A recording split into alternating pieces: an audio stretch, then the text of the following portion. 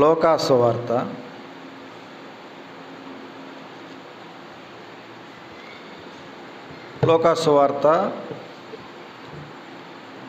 6వ అధ్యాయం 27వ వచనం 28వ వచనం చదువుదాం. చూడండి. వినుచున్న మీతో నేను చెప్పినదేమనగా, మీ శత్రువులను ప్రేమించుడి, మిమ్మను ద్వేషించు వారికి మేలు చేయుడి, మిమ్మను శపించు వారిని దీవించుడి, మిమ్మను బాధించు వారి కొరకు ప్రార్థన చేయుడి. చిన్నమాట ప్రార్థన చేద్దాం. పరిశుద్ధుడా, ప్రేమగల మా తండ్రి, మీకు స్తోత్రాలు.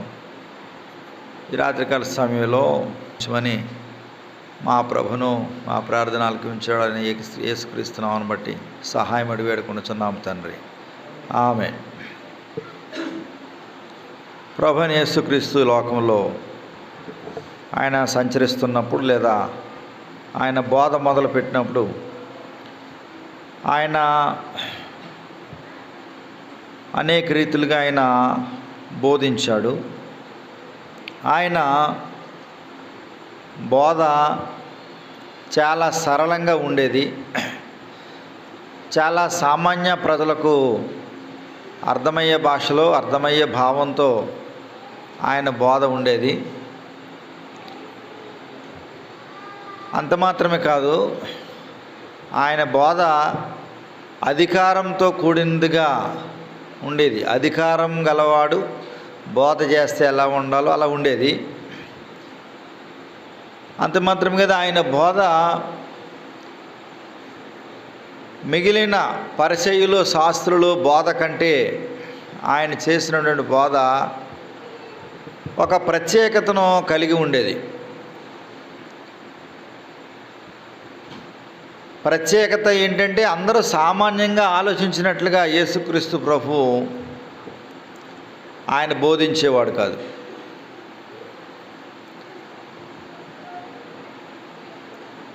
జ్ఞాపకం చేసుకున్న మత్తయి సువార్తలో కూడా ఇవే మాటలు. మీ శత్రువులను ప్రేమించుడి, మిమ్మల్ని బాధించే వారి కొరకు ప్రార్థన చేయడం అన్నమాట.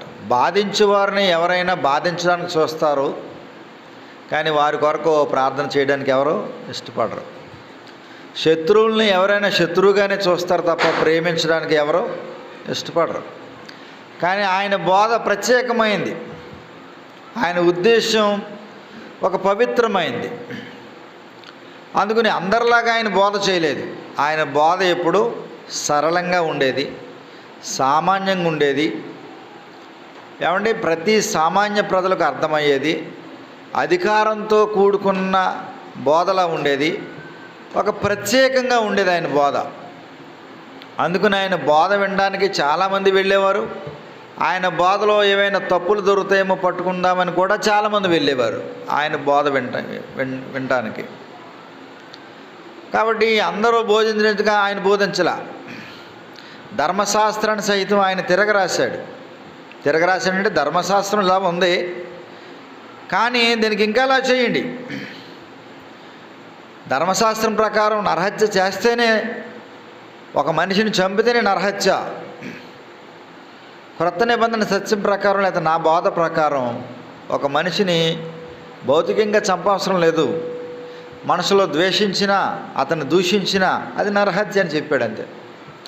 ధర్మశాస్త్రం ప్రకారం శారీరకంగా పాపం చేస్తేనే వ్యభిచారం.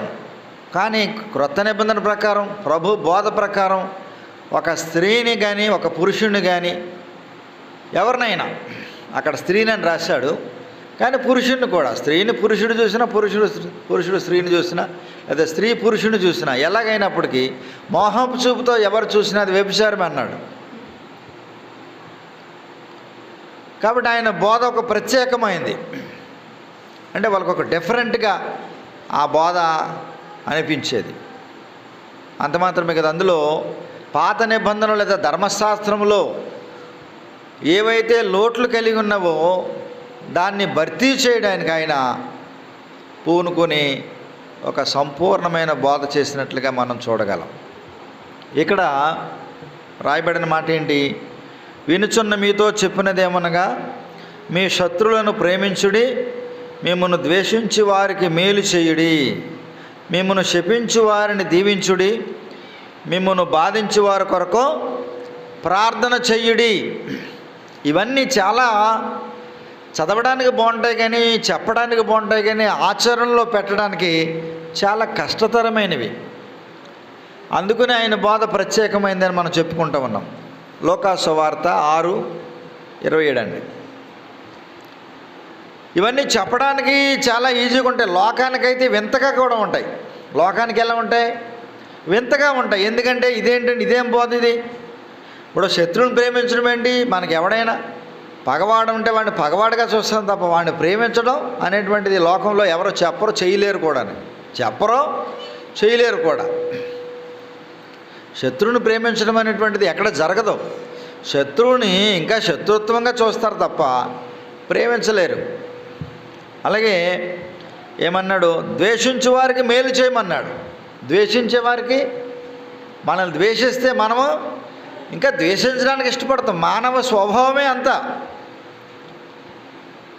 మానవులో ఉన్నటువంటి ఆది మానవుని ద్వారా లేదా ఆదాము ద్వారా వచ్చినటువంటి పాప స్వభావమే అంతా. ద్వేషించిన వారిని ద్వేషించడానికి ఇష్టపడతాం. ఇంకో సంగతి తెలుసా? ద్వేషించకపోయినా మనం ద్వేషిస్తాం. అది ద్వేషించిన వారిని ఇంకా ద్వేషిస్తాం. ఒక్కొక్కసారి వారు ద్వేషించకపోయినా ద్వేషిస్తాం. ఒకరు ఉన్నతమైన స్థానానికి వెళ్తున్నప్పుడు మనలో ఆటోమేటిక్గా ఆ ద్వేషం అనేటువంటి పుడతా ఉంటుంది. ఒకరు ఒక ప్రయోజనకరమైన పని చేస్తూ ఉంటే ఆ పనిని బట్టి ద్వేషం. ఏదైనా ఒకరు ఒక మంచి వస్తువు కొనుక్కుంటే దాని మీద అసూయ, రాను అది ద్వేషం. బిడ్డలను బట్టి ద్వేషం, అందంగా ఉన్నారని ద్వేషం, కాస్తంత ఆస్తి ఉందని ద్వేషం. ఏమీ మనకి హాని చేయకపోయినా మానవుల్లో స్వభావం ఏంటంటే సాధారణంగా ద్వేషించేస్తూ ఉంటాం. మనకన్నా తక్కువ స్థాయిలో కానీ తక్కువ పరిమితిలో ఉంటేనే వారిని ఒక రకంగా చూస్తాం తప్ప మనకైనా కొంత పెద్ద స్థాయిలో ఉంటే తప్పనిసరిగా మనం ఏదో ఒక బాధ పెట్టేసుకుంటాం. బైబిల్ ఏం చెప్తుందంటే, దేవుని వాక్యం ఏం చెప్తుందంటే, ప్రభువైన యేసుక్రీస్తు ఏం బోధిస్తున్నాడంటే, మిమ్మును ద్వేషించు వారికి మేలు చేయుడు అన్నాడు. అది మేలు మనం సాధారణంగా చెయ్యం. మానవ స్వభావమే మేలు చేసే స్వభావం కాదు. కీడు చేయడానికి ఇష్టపడతాడు తప్ప మేలు చేయడానికి ఇష్టపడ్డాం. కానీ మేలు చేస్తాం. ఎవరికి చేస్తాం? మనకెవరైనా మేలు చేస్తే అప్పుడు మాత్రమే మేలు చేస్తాం తప్ప సాధారణంగా మనం మేలు చేయడానికి ఇష్టపడం. కానీ ఇక్కడ ఏమన్నాడు? మిమ్మల్ని ద్వేషించు వారికి మేలు చేయుడి అన్నాడు. అది మామూలు వాళ్ళకి కాదు. ద్వేషించే వారికి మేలు చేయడం అంటే అది చాలా త్యాగంతో కూడింది, ధైర్యంతో కూడింది, మనసు చంపుకొని చేయవలసినటువంటి కార్యక్రమం అది. దీనికి ఆసరాగా ఒక మాట చూద్దాం. చూడండి, రోమీయులకు రాసిన పత్రిక. మనల్ని ఎవరైనా ద్వేషించారనుకోండి, మనం ఏం చేస్తాం? ద్వేషిస్తాం, శత్రువులుగా చూస్తాం తప్ప వారిని ప్రేమించడానికి, మేలు చేయడానికి ఇష్టపడం. మనం రోమీయులకు రాసిన పత్రిక 12వ అధ్యాయము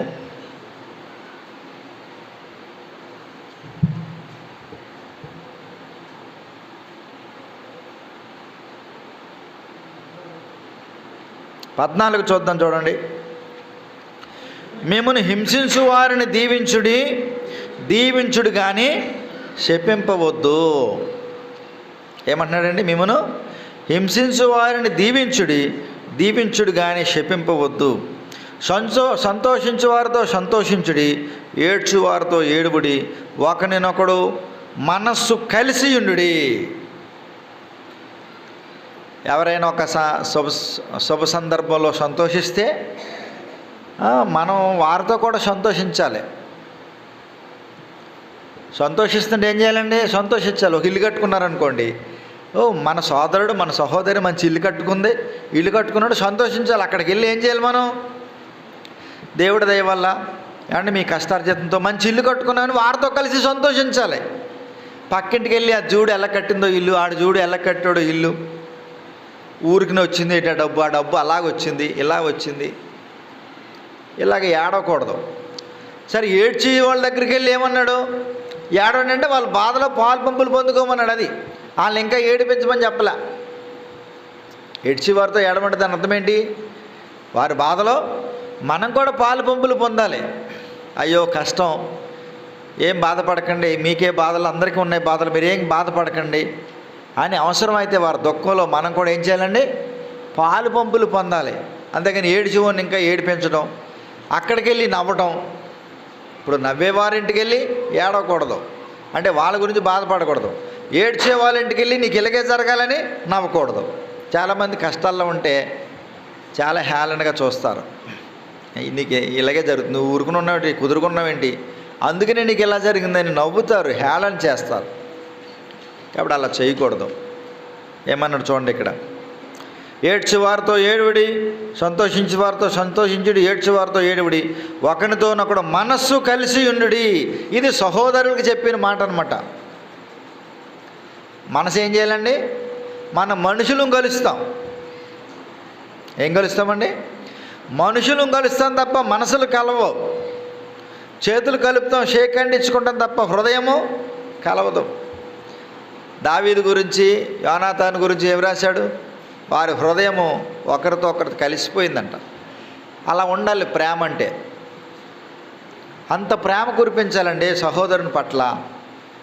అలా ఉండాలి తప్ప మనసులో ఒక బాధ ఎట్టుకుని పైకి ఒకటి మాట్లాడి, ఏమంటే వాళ్ళ మెప్పు కోసం ఏవో కబుర్లు చెప్పి వాళ్ళని పొగిడి మళ్ళీ బయటకు వచ్చాక తిట్టి, దాని దగ్గర అలాగన్నాను కానీ వాడి దగ్గర ఇలాగన్నాను కానీ అసలు సంగతి దాన్ని వేరొక పర్సన్కి చెప్పి ఇలాంటివి ఉండకూడదు. మనసులు కలవాలి, మనసులు కలవాలి.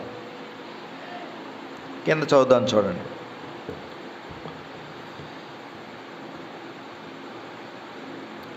పదిహేడు వచనం చదువుదాం. కీడునకు ప్రతి కీడు ఎవరికిని చేయవద్దు.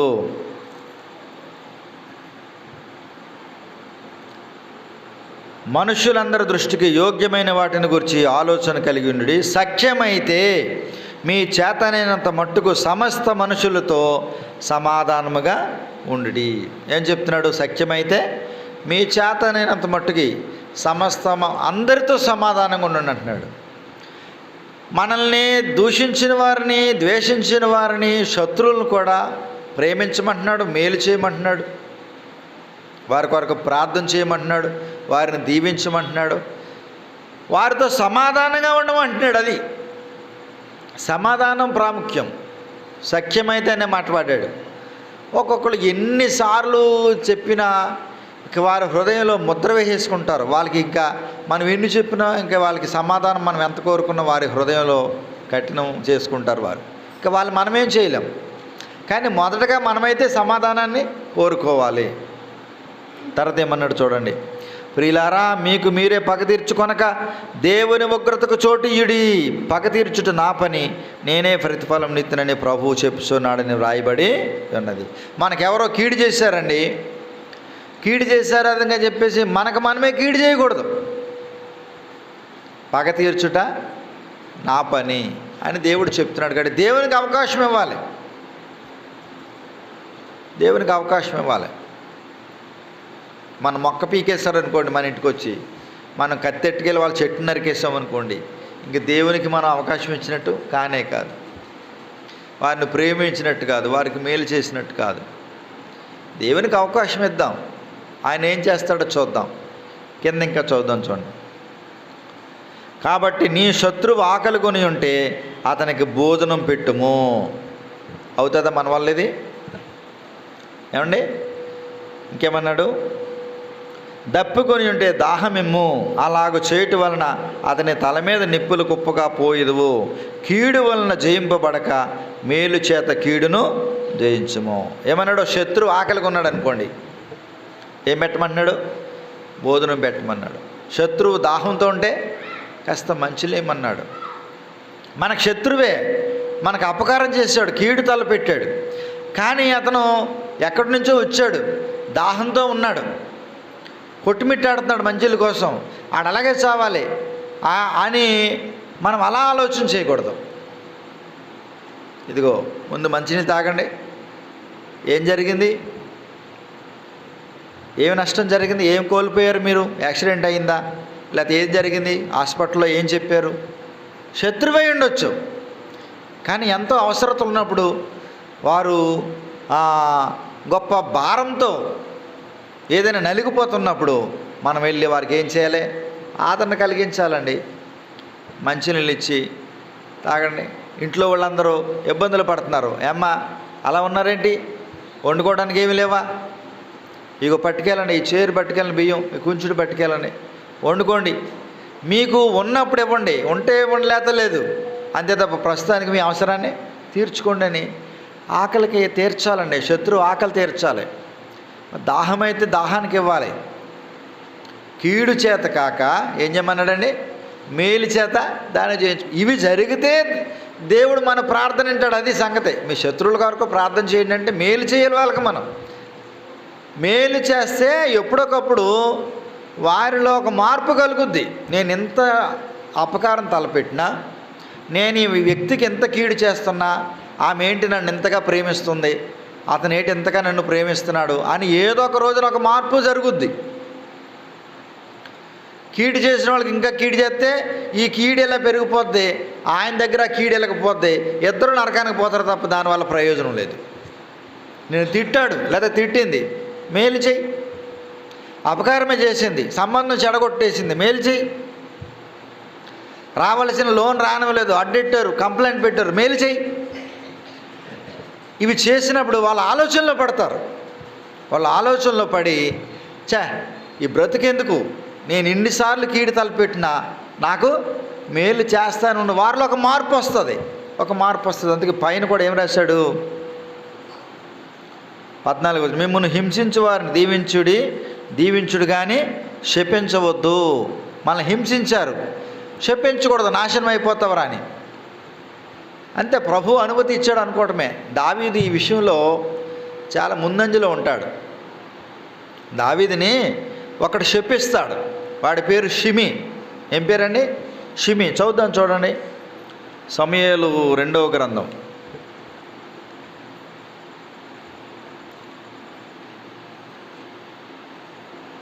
16వ అధ్యాయం.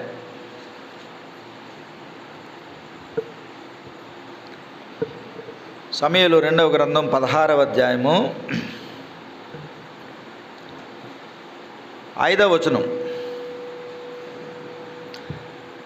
రాజైన దావీదు బహూరీము దాపునకు వచ్చినప్పుడు సౌలు కుటుంబీకుడగు గెరా కుమారుడైన షిమి అనునొకడు అచ్చటి నుండి బయలుదేరి వచ్చెను.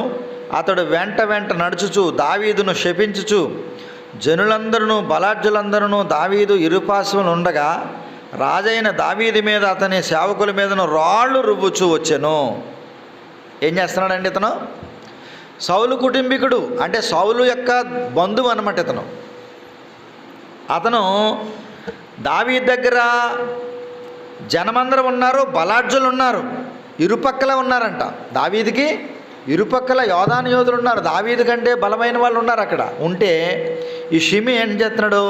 దావీదుని శపించుచు, ఇంకేమన్నాడు? సేవకులందరి మీద రాళ్ళు రువ్వుచు, దావీదు మీదను అతని సేవకుల మీద ఏం చేస్తున్నాడండి? రాళ్ళు రువ్వుతున్నాడు.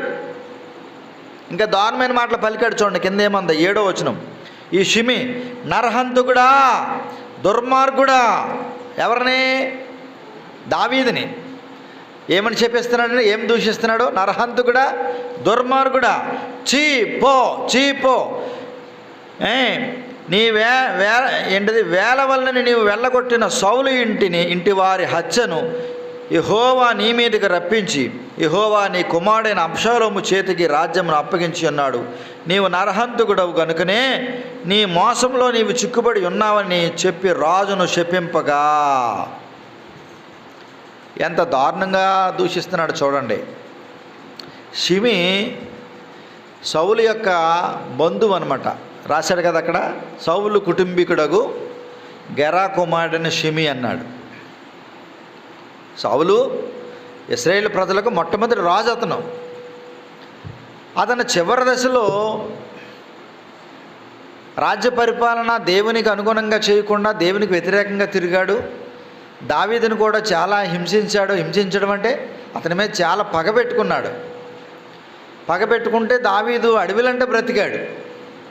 చివరికి సౌలు చనిపోయాడు, అతని కుమారులు కూడా చనిపోయారు. సౌలు చనిపోయాడు, అతని కుమారులు చనిపోయారు.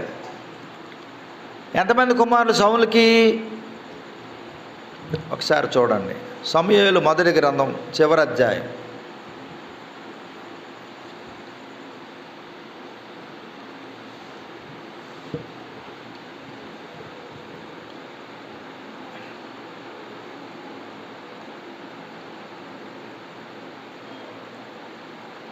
చూడండి, చివరి అధ్యాయము 5వ వచనం చదువుదాం. సౌలు మరణమాయనని అతని ఆయుధములను మోయేవాడు తానును తన కత్తి మీద పడి అతనితో కూడా మరణమాయను. చూడండి ఎంత రాజభక్తో చూడండి ఇతనికి. సౌలు చనిపోయాడని, ఎవరు చనిపోయారు? ఆ రోజులు అంత నీతిగా బతికేవారు వాళ్ళు. సౌలు రాజుగారు చనిపోయారని అతని ఆయుధాలు మోసే సేవకుడు కూడా ఏం చేశాడు? మా రాజుగారు లేనప్పుడు నా బ్రతుకెందుకని అతను కూడా మరణించి చనిపెడుతున్నాయి. ఆయుధములు మోయేవాడు అతను తానును తన కత్తి మీద పడి అతనితో కూడా ఓ కత్తి మీద పడి సేవకుడు కూడా ఏం చేశాడండి? చనిపోయాడు. వాళ్ళ రాజభక్తి అలా ఉండేది. తర్వాత చూడండి 6వ వచనం. ఇలాగన్న సౌలును అతని 3 కుమారులను అతని ఆయుధములను మోయివాడును అతని వారందరూ ఒకే దినమున మరణమైరి. సౌలు రాజు చనిపోయాడు, అతని ఆయుధాలు మోసేవాడు చనిపోయాడు, అతని సేవకులు 3 కుమారులు చనిపోయారు. 3 కుమారులు చనిపోయారు. చనిపోతే అందులో దావీదుని ప్రేమించిన లేదా దావీదు స్నేహితుడైనటువంటి యోనాతాను కూడా చనిపోయాడు. అందులో ఉన్నాడు 3 కుమారులు. 3 చనిపోయినప్పుడు లాస్ట్లో కడసారిపోడు ఇంకొకడు ఉన్నాడు. వాడు దావీదు సింహాసనం ఎక్కినప్పుడు వాడు కూడా సింహాసనం ఎక్కాడు. సమూయేలు 2వ గ్రంథం చూడండి. సమూయేలు 2వ గ్రంథానికి రండి.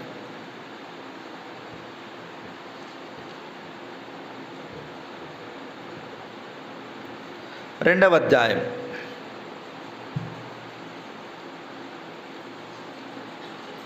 రెండవ అధ్యాయము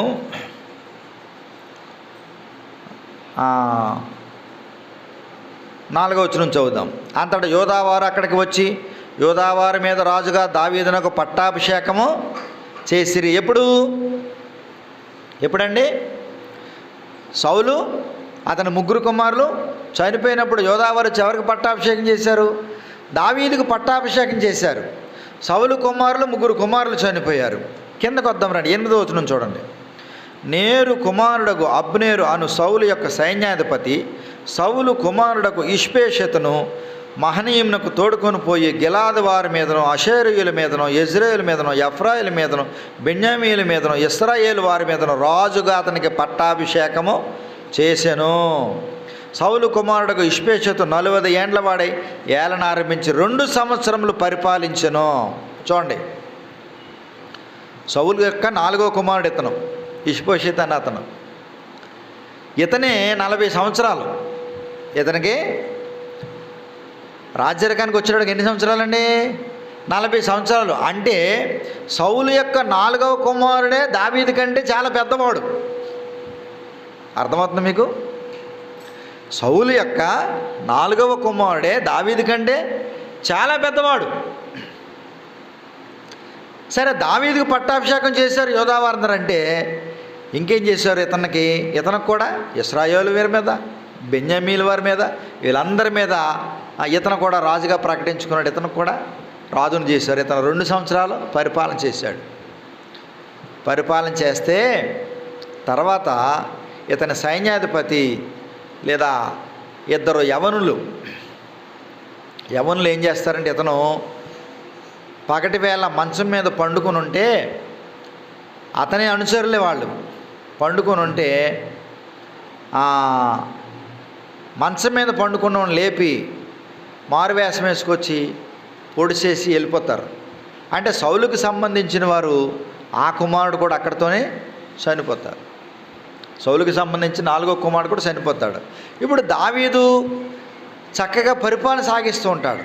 కానీ ఇంకా మిగిలిన వారు ప్రజలందరూ ఎవరికి లోబడాలి? దావీదుకు లోబడాలి. ఇంకా ఎందుకంటే సౌలుకు సంబంధించిన సౌలు కుమారులే కదా రాజు అవ్వాలంటే. ఆ చివరివాడు కూడా, చెట్టు చివరివాడు కూడా చనిపోయాడు. చనిపోయినప్పుడు మిగిలిన వారు ఏం చేయాలి? రాజుకి వాస్తవంగా లోబడాలి. కానీ సౌలు కుటుంబంలో ఒకడున్నాడు, షిమి అనేవాడు. వాడు ఏం చేస్తున్నాడు? ఇప్పుడు దావీదుని లోబడకుండా, రాజుని గౌరవించకుండా, నరహంతుకుడా దుర్మార్గుడిని తిట్టుకుంటూ, దూషిస్తూ, శపిస్తూ, రాళ్ళు రువ్వుతూ, దుమ్మెత్తి పోస్తున్నాడు. అప్పటికేం జరిగిందంటే, అసలే దావీదు చాలా బాధలో ఉన్నాడు. తన కుమారుడైనటువంటి అబ్షాలోము దావీదు మీద తిరగబడితే అందుకు అడవిలోకి పారిపోయాడు. ఎందుకున్నాడు అడవిలో ఇక్కడంటే, కుమారుని చంపలేక, మనసు చంపుకోలేక, కుమారుణ్ణి ఎలాగోలాగ బ్రతికించాలి, నేను దూరంగా ఉండాలని వెళ్ళి అడవిలోకి వెళ్ళిపోయి తను చాలా మనోదుఖంతో బాధలో ఉంటే, బాధలో ఉన్నవాడిని దూషిస్తున్నాడు ఈ షిమి. అది అప్పుడు ప్రక్కన ఉన్నవారు అన్నారు, ఇప్పుడు చదువుదాం రండి 16వ అధ్యాయానికి 16:9.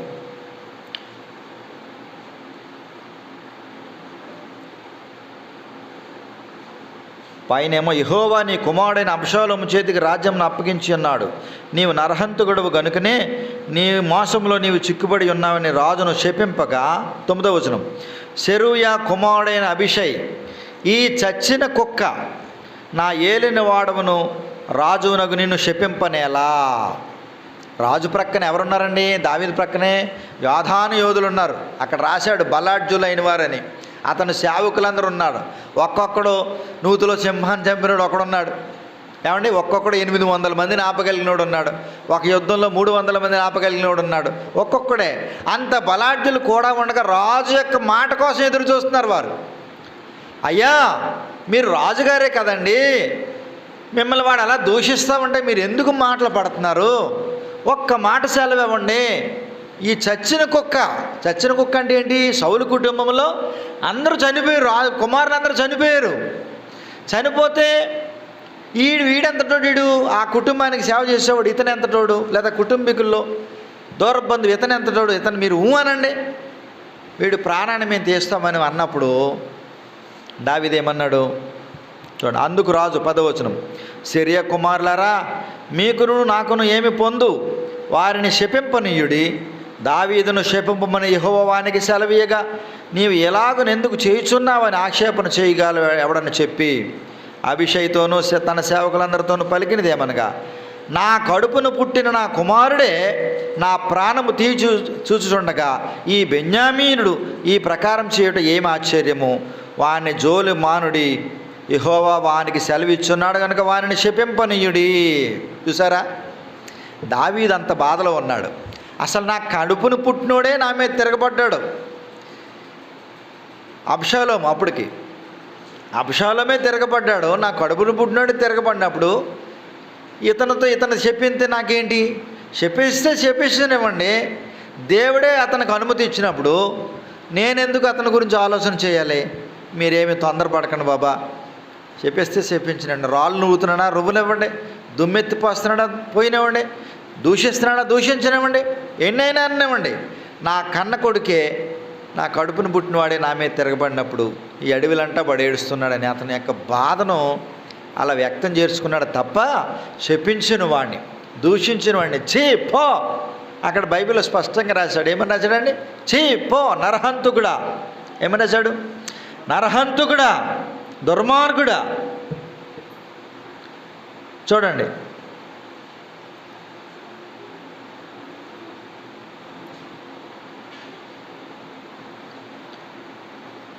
నరహంతుడు కనుక నువ్వు మోసంలో చిక్కుబడి ఉన్నావు అన్నాడు. కాబట్టి అతను ఎన్నో మాటలు అతను అన్నప్పుడు కనీసం ఒక్క పల్లెత్తు మాట అయినా దావీదు అనలేదు. ఇంకేమన్నాడు? ఇంకా అతని కోపం తీరాలేమో, శపించనివ్వండి. దేవుడు అనుమతించినప్పుడు నేనేం చేస్తాను? నా రాత ఎలా తగులాడింది. దేవుడు అనుమతించనివ్వండి అన్నాడే తప్ప అతన్ని శత్రువుగా భావించలే. అసలు దావీదు చేసిన ఇంకో మంచి పని ఏంటి? అసలు శత్రువుని ఎవరు కూడా మరలా జ్ఞాపకం చేసుకోరంటే వాళ్ళకి మేలు చేద్దామని అనుకోరు. కానీ తన రాజరికానికి వచ్చినంటే ఏం చేశాడు? 9వ అధ్యాయంలో యోనాతానును బట్టి ఎవడైనా దావీదు కుటుంబంలో ఎవడైనా ఉన్నాడన్నాడు, వాళ్ళకు కూడా ఉపకారం చేశాడు, మేలు చేశాడు. అక్కడ ఏమన్నాడు? నీ శత్రువు లేదా నీ పగవాడు వస్తే భోజనము పెట్టమన్నాడు రోమీయులు రాసిన పత్రికలో. సదాకాలము మెఫీబోషెత్తుకి దావీదు దగ్గర భోజనం దొరికింది. వాస్తవంగా శత్రువు అంటే సౌలు ఇతన్ని తరిమాడు కాబట్టి సౌలు శత్రువుగా భావించాలి సౌలుని. కానీ ఏనాడు సౌలుని తన శత్రువుగా భావించలే. సౌలు మనవడు మెఫీబోషెత్ అంటే. నేను శత్రువుగా మటుకి చూడను, అతనికి భోజనం వడ్డిస్తాను, ఎప్పుడు?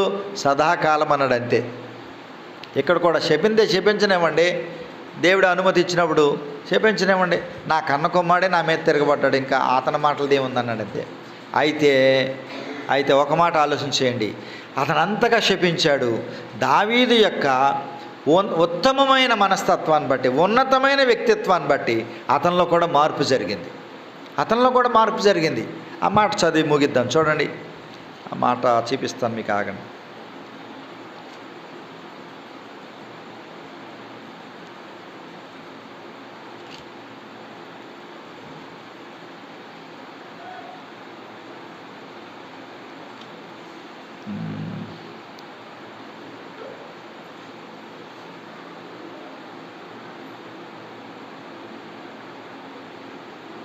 ఆ 19వ అధ్యాయం చూడండి.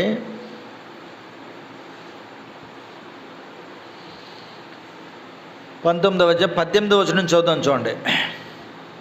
రాజు ఎదుట నది దాటిరి, తర్వాత రాజు ఇంటి వారిని అవతలకు దాటించుటకును రాజు దృష్టికి అనుకూలమైన దాన్ని చేయుటకును రేపుడని యువతలకు రేవు పడవను యువతలకు తెచ్చియుండిరి. అంతటి గెరా కుమారుడికి షిమి వచ్చి రాజు యోర్దాను నది దాటిపోగానే అతనికి సాష్టాంగపడి. ఇప్పుడు చూడండి, ఎవరు వచ్చారు ఇప్పుడు?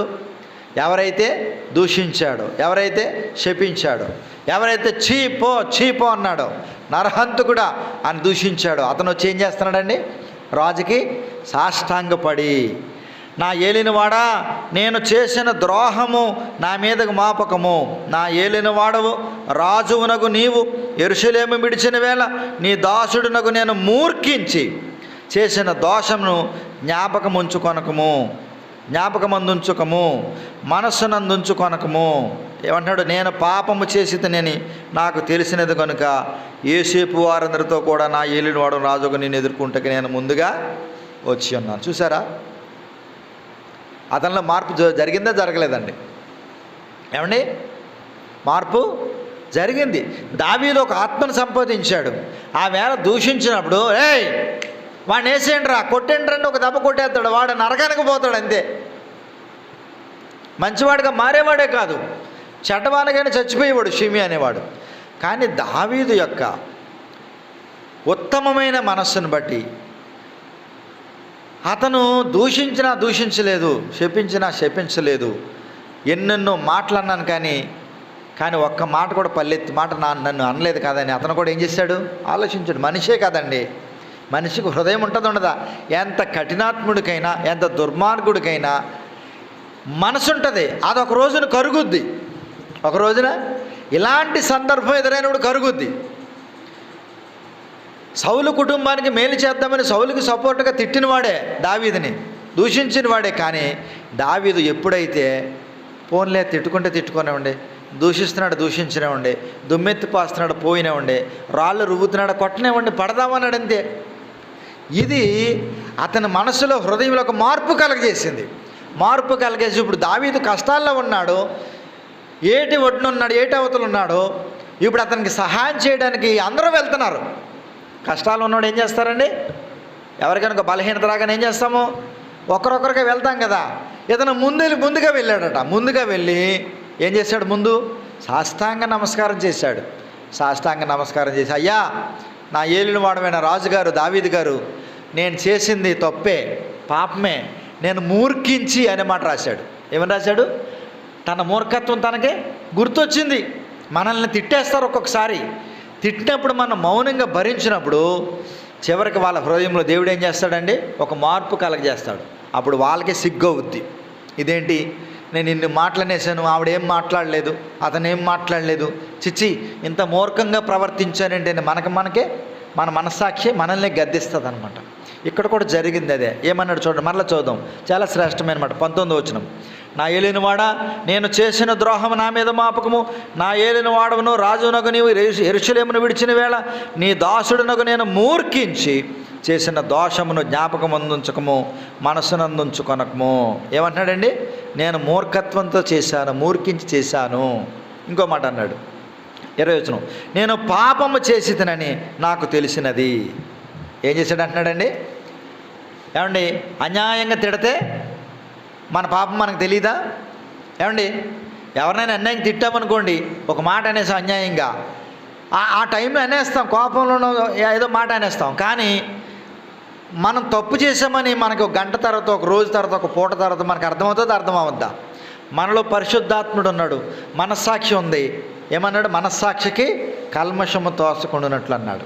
మనం ఎవరికైనా అన్యాయం చేసామనుకోండి, ఆ టైంలో మనం దాన్ని అన్యాయంగా భావించకపోవచ్చు, దాన్ని గదిమేయచ్చు. మనం ఎక్కడ చిన్నపోతామో అని దాన్ని ప్రజలకు మెప్పించవచ్చు.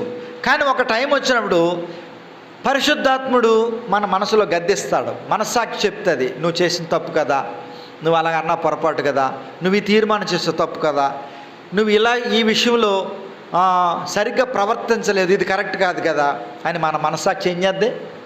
తప్పు చేసావు, పాపం చేసావు అని మనల్ని హెచ్చరిస్తుంది. అందుకని ఇతని మనస్సుని ఎంతో గద్దించిందన్నమాట మనస్సు ఇతన్ని. అందుకేమంటున్నాడు? నేను పాపము చేసిదనని నాకు తెలిసిపోయింది. మా నాయన దావీదు గారు, నేను తప్పు చేశాను, పాపం చేశానని నాకు తెలిసిపోయింది. కాబట్టి ఏమన్నాడు? యేసేపు వారందరితో కూడా నా ఏలినవాడువు రాజువు నిన్ను ఎదుర్కొంటకై నేను ముందుగా చూడండి ఎంత ఆసక్తితో, నేను తప్పు చేశాను కాబట్టి ముందుగా వెళ్ళి ఈ పని చేయాలి. మనల్ని తిట్టారు, కొట్టారు, పగబట్టారు, మనకు హాని చేశారు, కానీ హాస్పిటల్లో ఉన్నారు. నాకు ఇలా చేశాడు కాబట్టి ఆయన చూసే పని నాకు లేదు, ఆమెను పలకరించే పని నాకు లేదని అనుకోకూడదు. అవసరమైతే మనం దేవుని ప్రేమ మనలో ఉంది కాబట్టి ముందుగా మనమే వెళ్ళి ఏం చేయాలి? మనమే పలకరించాలి, మనమే చేతులు పళ్ళెట్టాలి, మనమే ఆర్థిక సహాయం ముందు చేయూతను అందించినప్పుడు వాళ్ళు సిగ్గుపడతారు. అంతే, వాళ్ళు సిగ్గుపడతారండి, వాళ్ళు సిగ్గుపడతారు. అంతేగాని ద్వేషం పెట్టుకుని, పగ పెట్టుకుని అసలు ఆయన పలకరించే పని లేదు, నన్ను పలకరిస్తాకు వచ్చాడండి, నన్ను ఏమన్నా చూశాడండి, నన్ను ఎన్నో మాటలన్నాడు, అసలు ఆయనతో మాట్లాడే పని లేదు అని అనుకున్నాం అనుకోండి, ఒక ఆత్మను మనం పోగొట్టుకున్నట్టే. మన ప్రార్థన దేవుడు అంగీకరించడు. మన మీద తప్పిదాలు చేస్తే దేవుడు క్షమించడు. కానీ వారిని మనం క్షమించి ముందుగా వెళ్ళి, అర్థమైందా?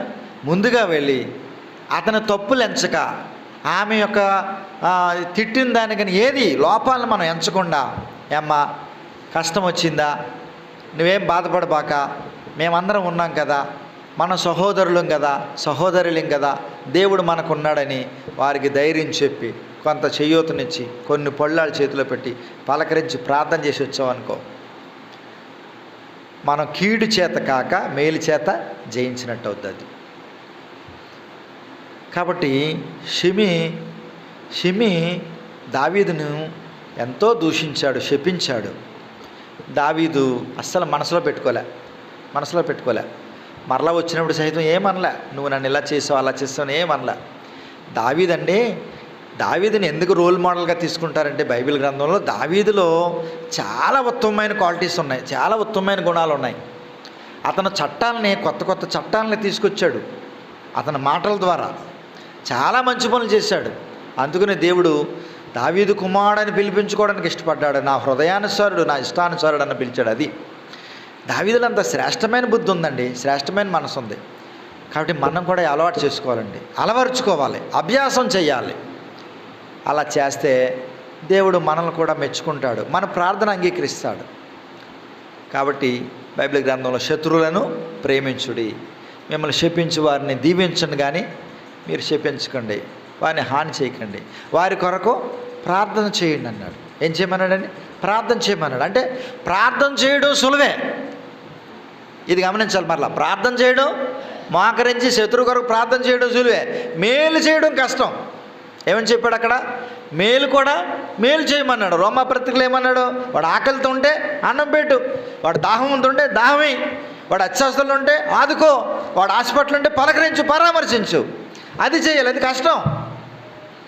తిట్టిన వాడిని వెంటనే క్షమించమని అడగడానికి మనసు రాదు మనకి, అది చాలా కష్టమైన పని. అది అనిపించినోడికి చేసినోడిగా తెలుస్తుంది. అది మనసులో అలాగే పెట్టుకున్నవాడిగా బాధ తెలియదు, ధైర్యం సరిపోదు వాళ్ళకి. కానీ క్షమించమని అడగడానికి కూడా ధైర్యం కావాలా. తిట్టిన వాళ్ళని క్షమించమని ధైర్యం కావాలి. దేవుని మనసు మన హృదయంలో ఉంటేనే అది మనం చేయగలం. కాబట్టి శపించే వారి కొరకు ప్రార్థించమని చెప్పాడు. ప్రార్థించడంతో పాటు ఇంకేం చేయాలండి? మేలు చేయాలి, వారిని దీవించాలి, మేలు కూడా చేయాలి. మేలు ఎలా చేయాలో చక్కగా రాశాడు రోమీయులకు రాసిన పత్రికలో. దాన్ని కీడు చేత కాక మేలు చేత జయించండి. ఆకలికుంటే అన్నం పెట్టండి, అవసరతలుంటే తీర్చండి, దప్పికుంటే దాహం అండి. దప్పికంటే ఏంటి? నీళ్ళనే కదా, నీళ్ళు ఎవడైనా ఇస్తాడు, మంచి పని. అతనికి ఏ అవసరత ఉందో అందులో మనం ఎంతో కొంత సహాయపడితే అదే దప్పికి తీర్చడం. కాబట్టి అలా ఉందాం. అలా ఉండి ప్రార్థన చేస్తే దేవుడు మన ప్రార్థన అంగీకరిస్తాడు. అప్పుడు మనం సంపూర్ణం అవుతాం, దేవుని కుమారులం అనబడతాం. దేవుడు తన వాక్యం మన కొరకు దీవించుగాక. ఆమేన్. వందనాలు.